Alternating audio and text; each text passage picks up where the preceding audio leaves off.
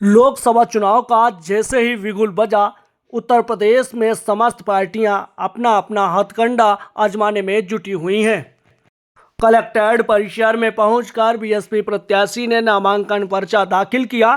नामांकन पर्चा दाखिल करने के बाद कांग्रेस व बीजेपी पर बीएसपी प्रत्याशी ने जमकर निशाना साधा हुआ है। उन्होंने निशाना साधते हुए कहा कि बीजेपी व कांग्रेस के शासनकाल में देश के हालात बेहद निंदनीय हैं। बीएसपी प्रत्याशी ने बताया हुआ है कि अब देश की प्रधानमंत्री कुमारी बहन मायावती जी बनेंगी। पत्रकारों के द्वारा जब उनसे सवाल पूछा गया कि आखिर किन मुद्दों पर आप चुनावी मैदान में उतरे हुए हैं, तो पूरे मामले को लेकर बीएसपी नेता ने क्या कुछ बताया हुआ है, जरा सुनिएगा। पहले तो आप उनकी जुबानी। इस बार का जो चुनाव के मुद्दे हैं वो जनता ने तय किए। जो पार्टियां हैं, सत्ताधारी जो पार्टी है और उसके पहले जो सत्ताधारी पार्टी थी, इन्होंने जनता को गुमराह करने का काम किया है।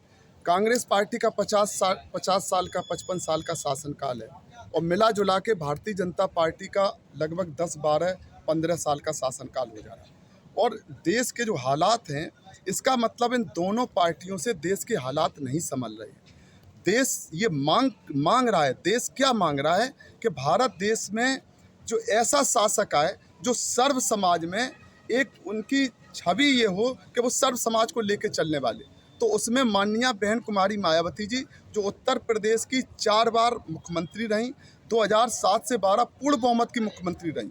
सर्व समाज के लोगों का माननीय बहन जी पर भरोसा है, इसलिए सर्व समाज के लोग बहुजन समाज पार्टी को वोट देकर मुझे इस हरदोई लोकसभा सीट से, हमारे माननीय जो BR अहरवार साहब हैं, आपको मिश्रिख लोकसभा सीट से अपना आशीर्वाद देकर सांसद बनाएगी।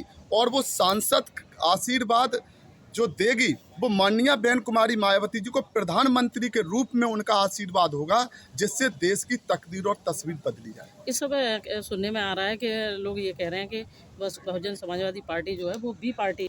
क्या कहेंगे? ये दोनों पार्टी, ये बात अब साफ हो गई देश के अंदर, उत्तर प्रदेश के अंदर इतनी तेजी से साफ हुई है कि अब दोनों बगलें झांक रहे। भारतीय जनता पार्टी और समाजवादी पार्टी का जो गठजोड़ था, वो ऐसे जैसे माननीय बहन कुमारी मायावती जी ने टिकट वितरण किया तो बेनकाब हो गई दोनों पार्टियां।